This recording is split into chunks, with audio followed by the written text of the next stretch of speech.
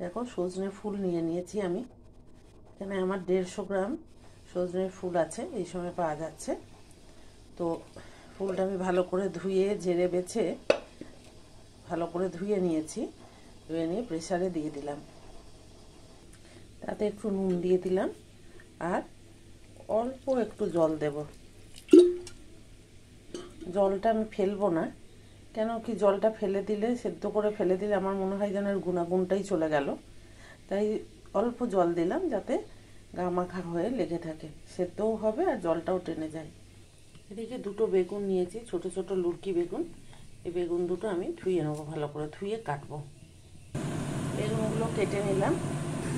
কড়াই বসিয়ে দিয়েছি। কড়াইয়ে পরিমাণ মতো সর্ষের তেল দিয়ে দিলাম। কড়াই খুব ভালো করে গরম করে, তাতিয়ে গরম করে তার মধ্যে আমি সর্ষের তেলটা দিয়েছি। তেলও খুব ভালো করে গরম হয়ে যেতে হবে। তারপর আমি তাতে কালো জিরে আর শুকনো লঙ্কা ফোড়নে দেব। তেল গরম হয়ে গেছে, তাতে আমি কালো জিরে শুকনো লঙ্কা তেলে দিয়ে দিলাম। তার মধ্যে আমি বেগুনটা কেটে রেখেছি সেটা দেব।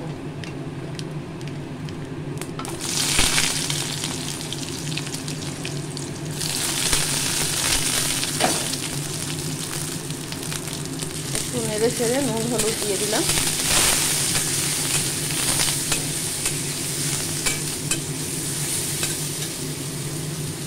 একটু নেড়ে ছেড়ে বেগুনটা, তার মধ্যে আমি ফুলটা দিয়ে দিলাম।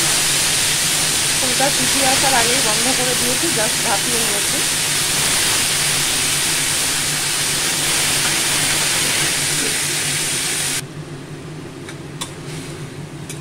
ভালো করে ভাজা ভাজা মতো করে নেবো। জলটা শুকিয়ে গেলে, খুব সামান্য একটু জল বেরিয়েছে,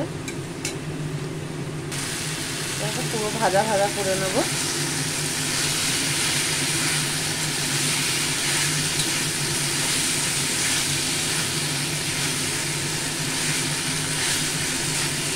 নুনটা দেখে নেবে, নুন মিষ্টি তোমরা তোমাদের মতো দেবে, আমি কিন্তু কোনো মিষ্টি ব্যবহার করিনি।